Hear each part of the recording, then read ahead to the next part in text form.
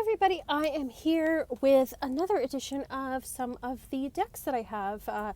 Different authors that I have a fair amount of decks from that I'm going to show you, let you know what I think of them, whether I think it's a great buy, whether I didn't connect with them, just letting you know what I think. And of course, this is just my thoughts. I do not speak for everyone. This is just me, my personal experience, all of that. So today, we are going to be looking at my Stacey deMarco decks. Now, I think that Stacey deMarco is one of those sort of underrated Oracle deck authors or creators, however you want to phrase it, because we tend to hear a lot of other names, but they've actually made a fair number of decks, and I didn't realize how many I had by this person. These are all Blue Angel decks, so this is a Blue Angel author. I'm going to go through them. I obviously don't have all of this person's decks, but I have 5 decks by them, and I'm just going to go through and let you know what I think of them. So the first one that I have is the Gospel of Aradia. So this came out a few years ago. This is 2016. That is a few years ago now. So this is probably the smallest deck. This one only has about 30 some cards in it. So it's not like the biggest and thickest deck. It is, I think the artwork is Jimmy Manton.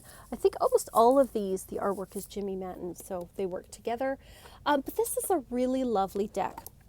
So Blue Angel, of course, they always have the coordinating color on the inside of the box, sturdy box, larger Oracle deck size. It is glossy, Blue Angel. I know not everyone likes glossy. I do. I just find it easier to shuffle and get a hold of. And I find the colors pop up more. I'm not a fan of matte decks. I'm sorry, I'm just not. But this is a beautiful, beautiful deck. It is very feminine. It is based on the story of Aradia, who is a legendary figure in Italy who was supposedly the daughter of Diana and I think Lucifer. I'm not sure. But she went around spreading the knowledge of witchcraft. That's the story about her. And so this follows the story of her life. So it gives you the title in English, and then there's the Italian word underneath because it is obviously an Italian story. The cards are they're beautiful, they're soft, they're feminine. It has it's soft and feminine, but it has a powerful kind of note behind it. It's that strength. It makes me think of the strength card. You know how people think kindness as weakness, but it's not. It's an incredible amount of strength, and that's sort of the energy of this particular deck. There are male figures in here, but it is a strongly feminine goddess type deck. I like to pair this one with the Everyday Witch Tarot. I find these go together really well. It's a beautiful deck.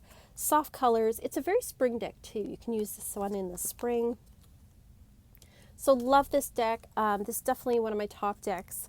Even though, like I said, it is a smaller deck, doesn't have a ton of cards in it, it still, packs a lot of punch for what isn't the meatiest of decks. So I do quite like that one. The next one is a favorite in our community. It is the Halloween Oracle. There we go, Stacey deMarco. I don't think Jimmy Manton's the artist on this one. I'm having trouble finding the artist on this. I'll have to look. This one is 2014. It's been around for a while. I love all the little, I don't know if you can see them, the cats and bats and things.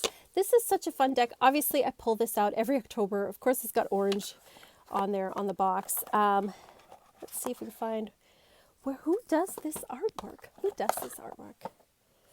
Let's see. Jimmy Manton. So another artwork by Jimmy Manton. I didn't know that. I should have put him on the box. But anyway, I have to say the guidebooks by Stacey deMarco aren't super long. They're not as long as the Alana Fairchild ones, but the descriptions are quite good, and the keywords on these are quite strong. So I find that I end up not even using the books for the most part, but if you do, you can see there's usually a page and a half or so. So not super long, but you do get information. So it is quite good. So again, Blue Angel, this is a glossier deck. Love the artwork on this. This is a really cool deck. It's fun because it's like a Halloween deck, but there's actually a lot of depth to these cards and these meanings, and I find it just pairs really well with Halloween tarot. Like, you know, you've got like spider and you've got werewolves and things, but you've also got other stuff that is associated with this time of year, but you may not necessarily go with Halloween. Things like winter and, you know, some of the baking that's associated with this time of year. There's lots of skulls, lots of different skulls, skeletons, jack-o'-lanterns, that kind of thing. Got winter here, there's the winter card, but it's very much about this time of year or this time of year, the Halloween time of year. It's sort of like that death and decay and ancestry and all of those things. I really love this deck. I think that has a lot more depth than maybe first appears on the surface, just because people think, oh, that's fun, a Halloween deck, but there's a lot of depth to that deck. I quite like it. The next deck I have is the Viking Oracle, artwork also by Jimmy Manton. This one is also 2016. I dropped some cards on the floor. Pick it up.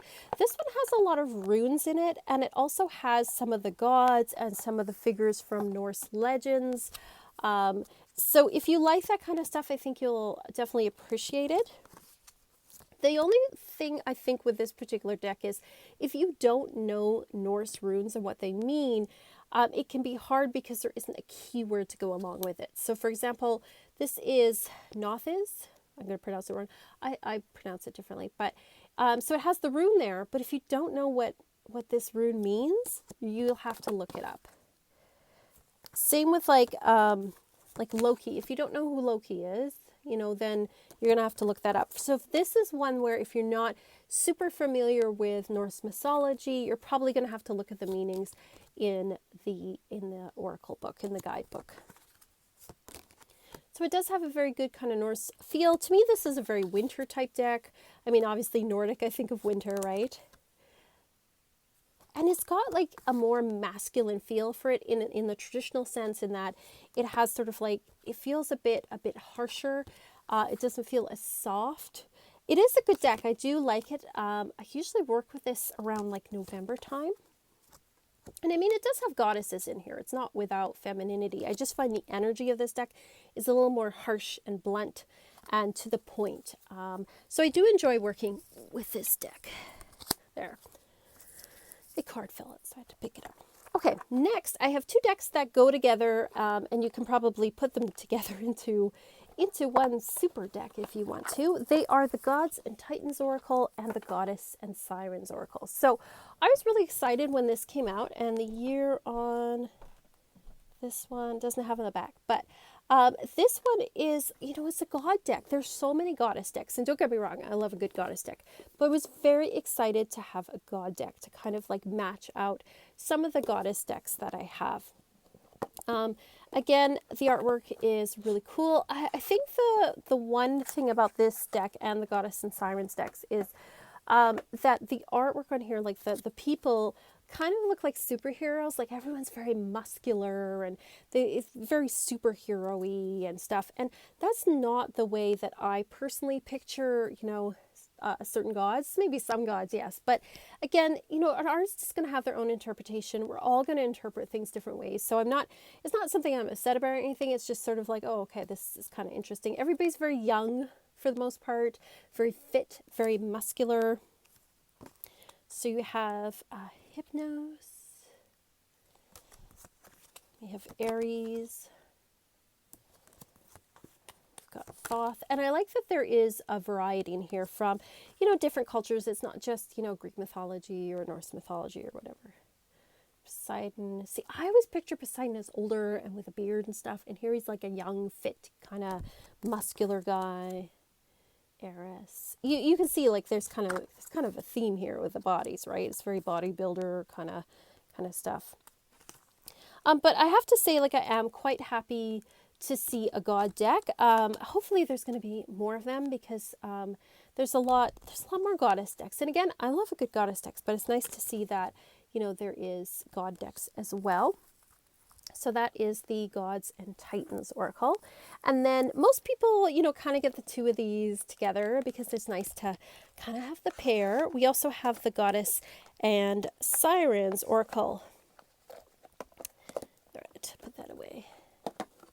So the Goddess and Sirens Oracle, again, like they're very matchy, as you can see. This one, instead of the cards being sort of that gray silver on the back, they're a gold. So if you did put them together, I mean, you would be able to tell which ones are gods, which ones are goddess cards, but they are the same size as each other. And if you don't mind that the backs are different, you could put it together as a super deck kind of. So we've got Hera there. And again, you've got this kind of like superhero, youthful, buxom kind of figures here. Which isn't the way that I see a lot of the goddesses, but hey, again, we're all going to interpret it differently. It does also have like some legendary figures in here, like we have Joan of Arc. It does draw from different cultures as well, so that's good. It's nice to see some representation going on there. Like for example here, Vesta.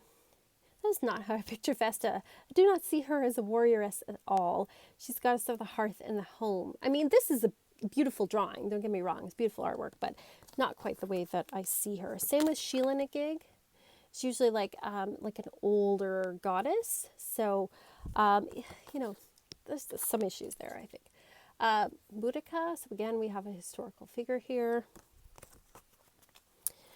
So yeah, we've got a good variety of goddesses here. So, if the artwork doesn't bug you, then, or the interpretations, then I totally would recommend these decks. All of these decks, like I like all these decks, they're all in my top decks. And I think that like Stacey deMarco is kind of like an underrated author of decks. I just don't hear their stuff talked about as much, but I have a lot of their decks and I really like them all. Like all of these are great. I connected with all of them. I would recommend them all to people. I mean, they all have like different vibes to them and I would use them in different seasons and for different things, but they're all really good. So I look forward to see what else they're going to come up with. Let me know, do you have these decks? Are they on your list? Do you like them? Did you not like them? Do you have any other of their decks that you like? Let me know. For those of you that are interested, I do have relationship readings on sale on my Etsy shop until the end of February, so you can check that out below after they go back up to the regular price. On the Online Coven in Patreon in March, we are going to be working with Neptune on dream work and on the subconscious. So if you want to come and do some dream magic and imagination magic, you can come and check out the Coven in the month of March. So thank you so much for watching, all of you. Also, I started a TikTok. I'm still figuring it out. I'm not sure what's going on over there, but come and follow me. I'll follow you back. I'm still figuring it out. We'll see what happens with it. It's an experiment. But anyway, thank you so much for watching. I hope you guys are all doing great. And as always, peace and love and rock on.